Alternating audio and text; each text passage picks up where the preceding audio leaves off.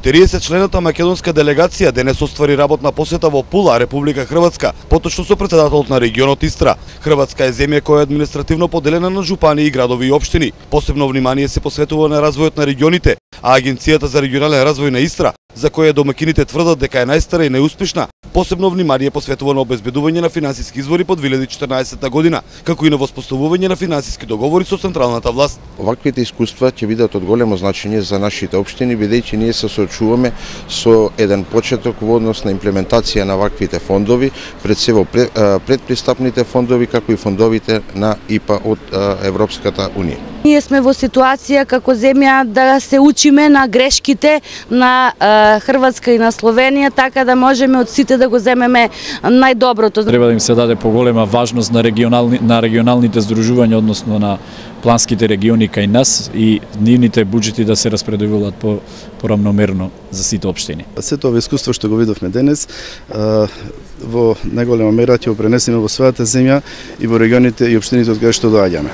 Процесот на децентрализација во Хрватска не е комплетно завршен, иако по 1 јули годинава стана рамноправна 28 членка на Европската Унија. 90% од средствата се влеваат во националниот буџет, додека само 10% се распределуваат на локално ниво. Оваа состојба според нив не е задоволителна и налага брзи промени.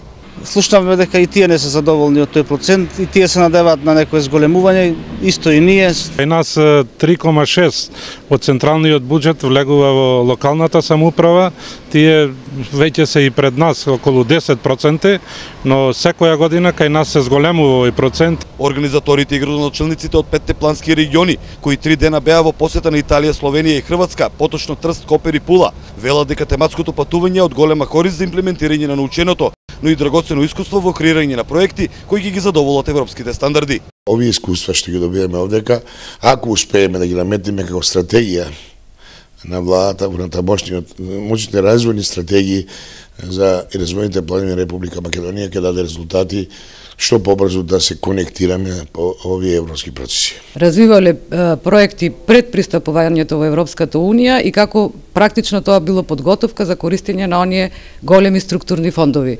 И сметам дека и за нас ќе биде од огромна корист искористувањето на тие фондови натака во случај на членство. Разменавме искуства, контакти со тука развојните агенции кои работат на ИПА фондовите и се надеваме на понатамошна соработка за проекти кои што може да се аплицираат директно во Брисел и нивно имплементирање во Република Македонија. Ова патување ќе биде еден добар придонес за градоначалниците и за сите центри и региони во Македонија. И се надевам дека ќе организираме пак ваква поддршка за нашите партнери во Македонија. Студиското патување заврши со посетата на Истарската агенција за развој на туризмот во Пула, ИРТА, каде беше презентиран начинот на управување со дестинациите, регионални и локални проекти водени со туристички партнери во регионот Истра, а се разгледа и можноста за потесна соработка со агенциите и општините во Македонија. Од Пула за Инфо на Ирис телевизија, Трајан Ристовски.